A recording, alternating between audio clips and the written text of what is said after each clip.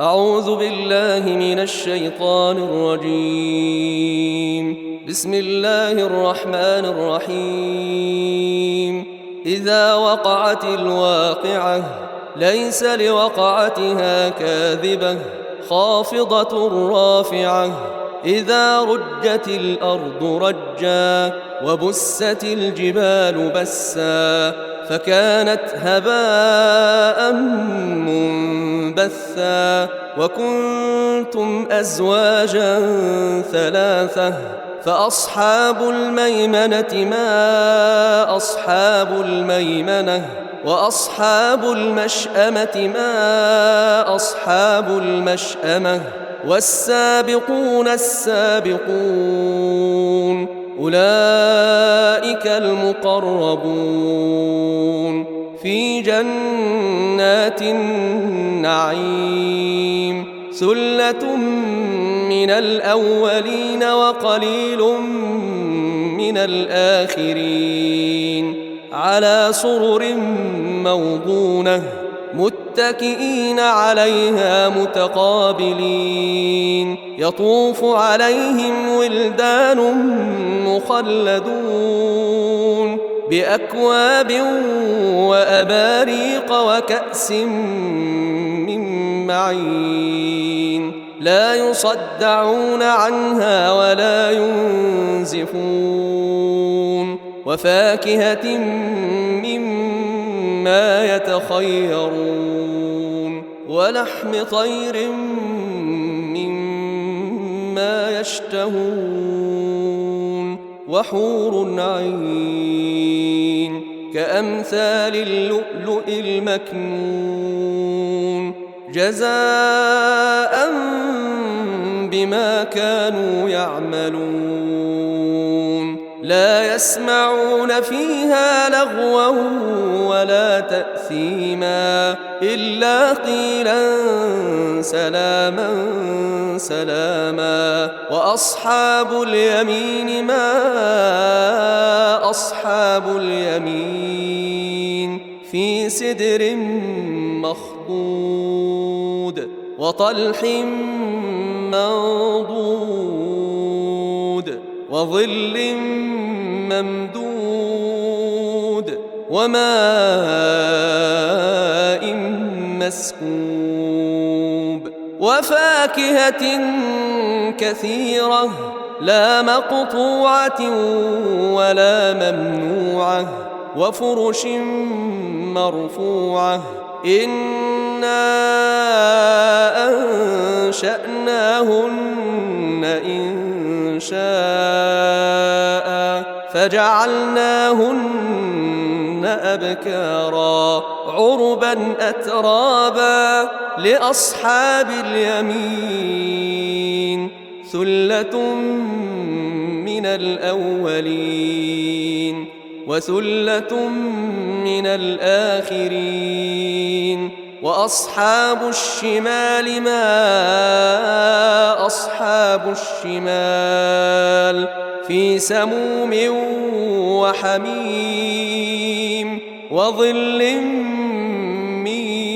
يحموم لا بارد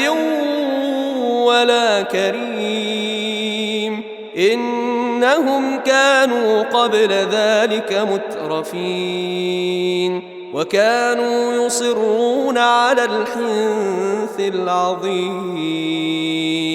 وكانوا يقولون أئذا متنا وكنا ترابا وعظاما أئنا لمبعوثون أو آباؤنا الأولون قل إن الأولين والآخرين لمجموعون إلى ميقات يوم معلوم ثم إنكم أيها الضالون المكذبون لآكلون من شجر من زقوم فمالئون منها البطون فشاربون عليه من الحميم فشاربون شرب الهيم هذا نزلهم يوم الدين نحن خلقناكم فلولا تصدقون أفرأيتم ما تمنون أأنتم تخلقونه أم نحن الخالقون نحن قدرنا بينكم الموت وما نحن بمسبوقين على أن نبدل أمثالكم وننشئكم فيما لا تعلمون ولقد علمتم النشأة الأولى فلولا تذكرون أفرأيتم ما تحرثون أأنتم تزرعونه أم نحن الزارعون لو نشاء لجعلناه حطاما فظلتم تفكهون إنا لمغرمون بل نحن محرومون أفرأيتم الماء الذي تشربون أأنتم أنزلتموه من المزن أم نحن المنزلون لو نشاء جعلناه أجاجا فلولا تشكرون أفرأيتم النار التي تورون أأنتم أنشأتم شجرتها أم نحن المنشئون نحن جعلناها تذكرة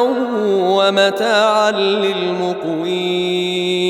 فسبح باسم ربك العظيم فلا أقسم بمواقع